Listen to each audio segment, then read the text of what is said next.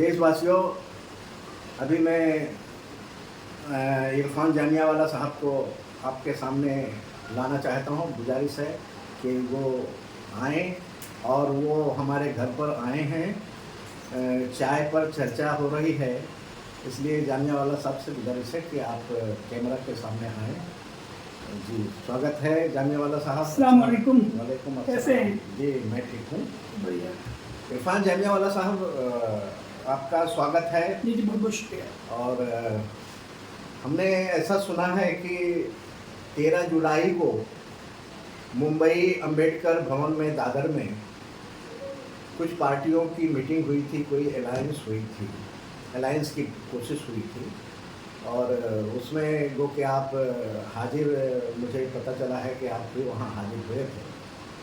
तो वहाँ पर जो कुछ हुआ, जो आपने देखा, जो आपने सुना, वो देशवासियों को बताएं ताकि जो कुछ हो रहा है, जो लोग सोच रहे हैं उनके बारे में जो आपने वहाँ पाया आपने बताना चाहिए। तो आपसे गुजारिश है कि उस दिन क्या क्या हुआ था और कितने लोग, कैसे लोग शामिल हुए थे, उनका इरादा क्या था और आपने उसमें क्यों गए थे, आपके जाने की मंशा क्या थी, आपने क्या कोशिश की वहाँ पर और आपने क्या बातें रखी वहाँ पर। जी, इरफान जामियावाला साहब। जी जी, बहुत बहुत शुक्रिया। सबसे पहले तो मैं आपका बहुत ही शुक्रिया अदा करता हूँ कि आप बहुत ही एक मायनाज हस्ती हिंदुस्तान की राजनीति में और समाज सेवा में। मैं यूँ कह सकता हूँ कि हमने आपसे बहुत कुछ सीखी है, तरबियत आपने दी है और हम लोग जो आप जहाँ से छोड़ दिए हैं उसको आज के टेक्निक्स के हिसाब से हम लोग बढ़ाने का काम कर रहे हैं। तो आपको याद होगा कि आपने इत्तेहाद की बात की थी, तमाम पार्टियों के साथ जाकर के मिल करके। ये उसी तरह का एक चीज़ थी। इसमें लगभग 32 पार्टी, जो कि बहुजन और मुसलमान की जितनी पार्टी थी तो तमाम लोग थे। तो ये है BBA, यानी कि बहुजन विकास अलायंस की बात की थी। बहुजन विकास, हाँ, बहुजन की बात की थी। तो हिंदू बहुजन, मुस्लिम बहुजन की बात थी, सब बहुजन। तो क्या हुआ कि इसमें बहुत सारे लोग दादर में आए हुए थे। तो एक प्रोग्राम था INL का, उसमें तमाम लोग थे, तो बातचीत हो रही थी। तो हमारा एक ग्रुप है जिसमें संजय गुज्जर, आपके राजकुमार सैनी, आपके वो आपका जो मसौदा लिखा है लड़का, क्या नाम है, इकबाल, अकबर शेख और तमाम हिंदुस्तान के वो निसार अहमद साहब, बहुत सारे लोग थे। तो वो देश बचाओ संविधान बचाओ टाइप से है उसमें कि 29 में प्रधानमंत्री कौन हो, कैसे हो, उस पर मुसलमानों की चर्चा, सबको लेकर बहुजन पर मुसलमानों को लेकर आगे बढ़े। उस ग्रुप में एक मैसेज आया कि इतने तारीख को ये है कि अंबेडकर भवन में प्रोग्राम होना है 13 जुलाई को। तो मुझे क्या पता क्यों नहीं है, क्या हमने देखा मैसेज आया है, क्योंकि एज ए जिम्मेदार सोशल वर्कर हम वहाँ पर गए, तमाम लोग बैठे थे, मैं भी बैठा था साइड में।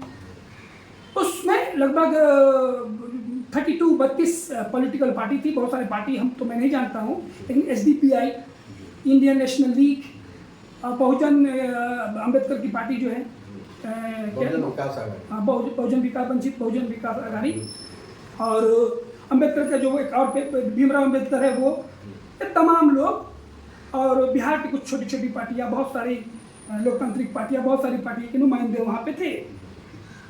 इसमें जो 3 या 4 टाइम के, मुझे ये चीज़ और समझ में नहीं आया, मैं देख के यार इसमें तो रामबख्श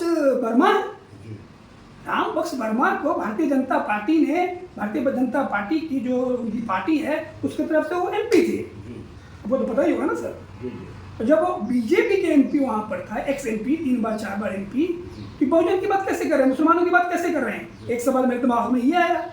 दूसरा बात दिमाग में आया कि भाई ये तमाम लोग जो है बहुजन की बात कर रहे हैं और मुस्लिम बहुजन की बात ही नहीं कर रहे हैं।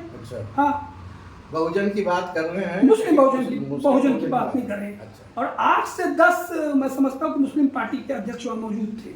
फिर भी वो लोग कोई आवाज़ नहीं, तमाम बातें हो रही है, वहाँ जाएंगे, बिहार के इलेक्शन की बात कर रही है। स्पेशली ये लोग जो है 32 लोग, ये सिर्फ झूठ मूठ के ख्याली पुलाव बना रहे थे कि भारतीय जनता पार्टी को कैसे रोके, कैसे हम बिहार में जीतने नहीं थे, उसकी प्लानिंग की पूरी चल रही। मैं भी बैठा था, इसी बीच में तमाम लोग बोल रहे थे। तो हाँ, स्वामी प्रसाद मौर्य वो भी थे, वो राजकुमार सैनी हरियाणा वाला वो भी थे, और रामबख्श वर्मा, और सुरेश माने जो पहले भारतीय बीएसपी में था, जी। उसकी अपनी कोई पार्टी है ना, हाँ है। तो उसने ही अध्यक्षता की थी, उसने ही वो किया था। उस प्रोग्राम के अध्यक्ष आईएनएल के जो अध्यक्ष थे इज्जत माब जनाब सुलेमान साहब, उन्होंने की थी। अच्छा। और उसमें था कि सभी तमाम लोग वो बैठे हुए थे, उनकी पार्टी के मुजम्मिल साहब और यहाँ के अध्यक्ष जो अल्ताफ साहब, वो तमाम लोग। एक तो ये मुझे लगा कि उन्होंने ये ऐलान किया कि आउटसाइडर इज नॉट अलाउड। अच्छा। हाँ, मैंने देखा कि कुछ उसमें सोशल वर्कर भी थे, पॉलिटिकल एक वो भी थे, तो हमने बोला आउटसाइडर कौन है sir? I have got message from your organisation, हमें आपने मैसेज भेजा है ग्रुप में मैं हूँ, तो मैं देखता हूँ, मैं बहैसियत मुसलमान, बहैसियत बहुजन मुसलमान, बहैसियत एक जिम्मेदार मुसलमान के नाते कि अगर बीजेपी और सबके हराने की बात चल रही थी तो हमें वहाँ पहुँचना था।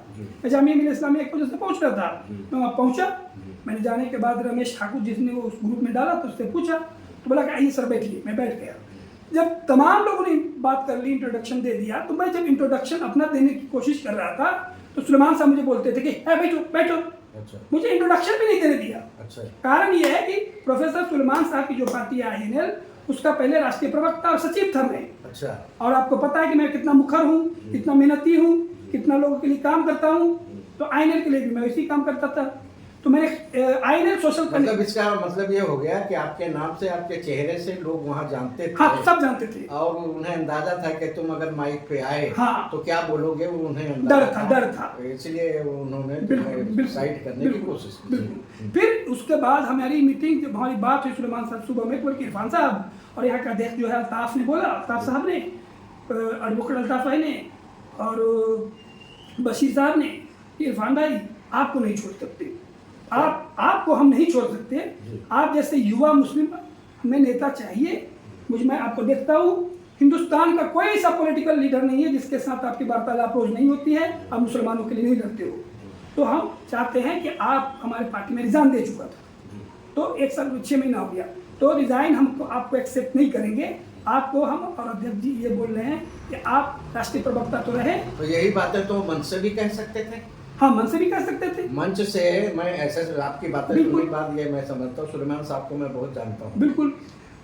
तो ये बातें ये कह सकते थे और वही कह सकते थे, परिचय दे सकते थे, इरफान जामिया वाला है। हाँ। और ये हमारी पार्टी के फला थे और इन्होंने रिजाइन कर दिया है, लेकिन हमने रिजाइन कबूल नहीं किया है। हाँ। आज गुजारिश कर रहा हूँ भाई आप अपना इस्तीफा वापस ले लें और फिर कंटिन्यू हो जाए और पार्टी के लिए काम करें। इतना तो कह सकते थे, इतना परिचय देते थे और 2 मिनट आपको मौका दे देते भाई आप क्या सोच रखते हैं। बिल्कुल। उसके बाद तमाम लोग जो 32 लोग थे सब बोल लिए, तो मैंने हाथ उठाया कि मुझे भी कुछ बोलना है।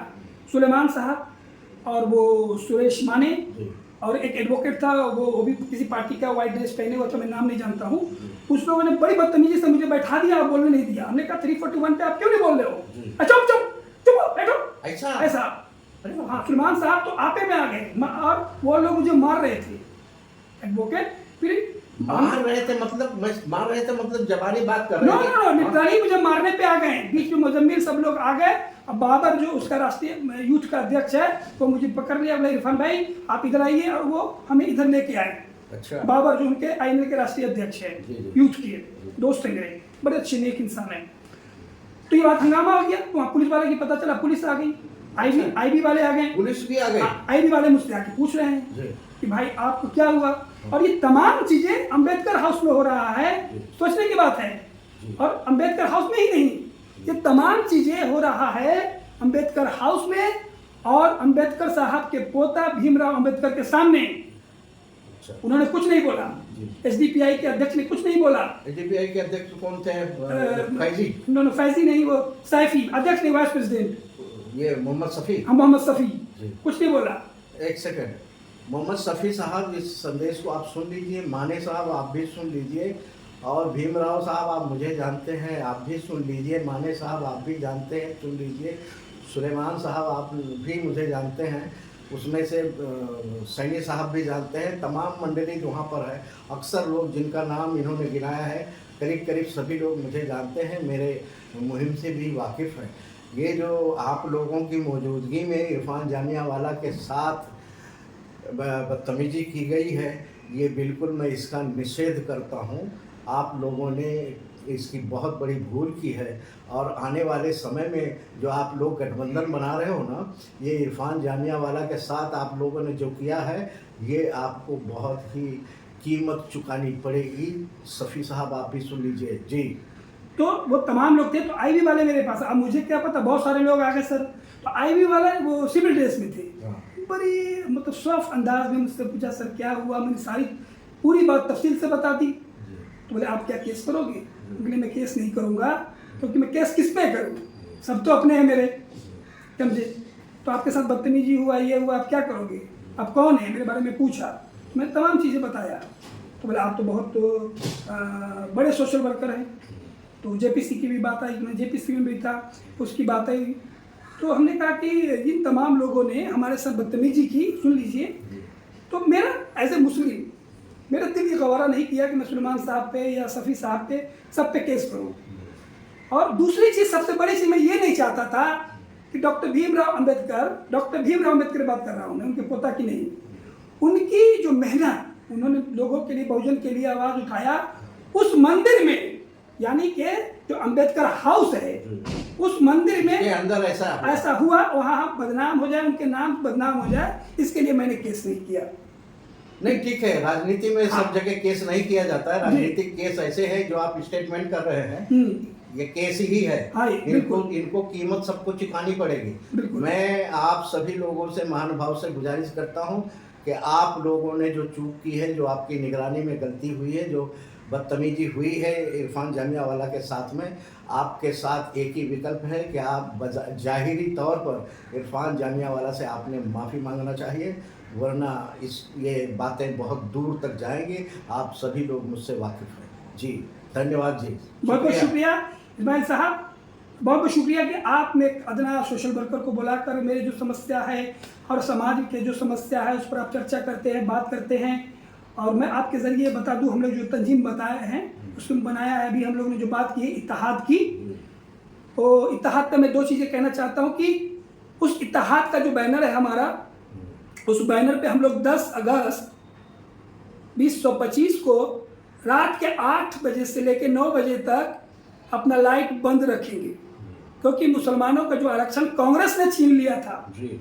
मैं कांग्रेस लेता हूँ, कांग्रेस ने छीना था, और हम बेवकूफ़ पढ़े लिखे जाहिल कि हमारा रोटी उसने छीना और हम उसी का सपोर्ट कर रहे हैं, वोट कर रहे हैं। तो हम बीजेपी से नहीं, उस देश के सरकार से गुजारिश करते हैं कि 10 अगस्त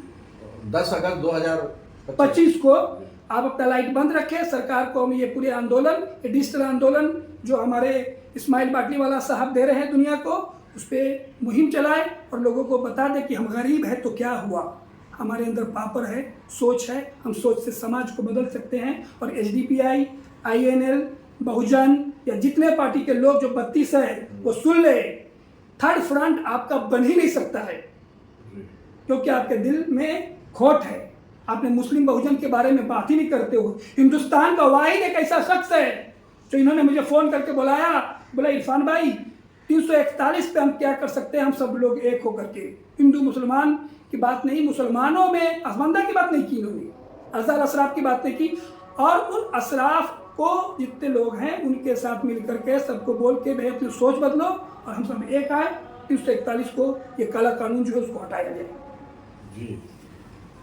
शुक्रिया जामिया वाला, बहुत बहुत शुक्रिया, बहुत बहुत अल्लाह हाफिज़, फिर मुलाकात होगी।